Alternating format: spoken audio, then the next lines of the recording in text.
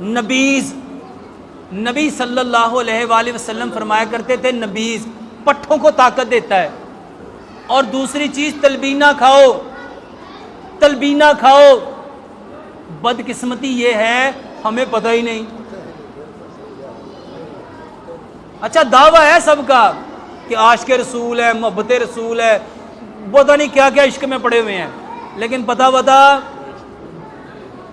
واللہ بتا دیتا ہوں، ایسے پورے کافروں کے ملک ہیں جن کے ملکوں میں یہ کھانا باقاعدہ فرض ہے، باقاعدہ ان کو حکم دیا جاتا ہے یہ کھاؤ، کیونکہ یہ بتانے والے کون؟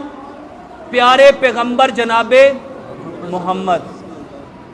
واللہ یورپ کے ایک ملک میں باقاعدہ شہد کھلایا جاتا ہے حکومتی لیول پہ، اور ہم میں سے کتنوں نے سمجھا شہد میں شفا ہے؟ میرے بھائیوں نبیز کیا ہے؟ ایک گلاس پانی لو، اس میں 5-7 کھجوریں ڈالو، اس میں 5-7 کھجوریں ڈالو، اس میں 10-12 بادام ڈالو، اور 1 چائے کی چمچ سفید تل ڈالو، اور 1 چمچ اس میں کشمش ملاؤ، نبیز بن گیا۔ جس کو شوگر ہے وہ کھجوریں کم کر لیں، اور اس کو ساری رات پڑا رہنے دو، صبح اسی پانی میں بادام کا چھلکا اتارو، کھجور کی گٹلی نکالو اور اسی پانی میں گرائنڈ کر لو۔ میرے محترم بھائیوں، یہ آپ کے پٹھوں کو، جسم کو اتنی طاقت دینے والا ہے، اتنی طاقت دینے والا، پی کے دیکھو 10 سے 15 دنوں میں آپ لوگ مجھے دعائیں دو گے۔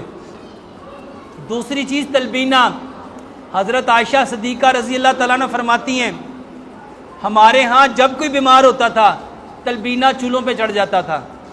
نبی صلی اللہ علیہ وآلہ وسلم فرمایا کرتے تھے تلبینہ غم کو دور کرتا ہے، تلبینہ غم کو دور کرتا ہے۔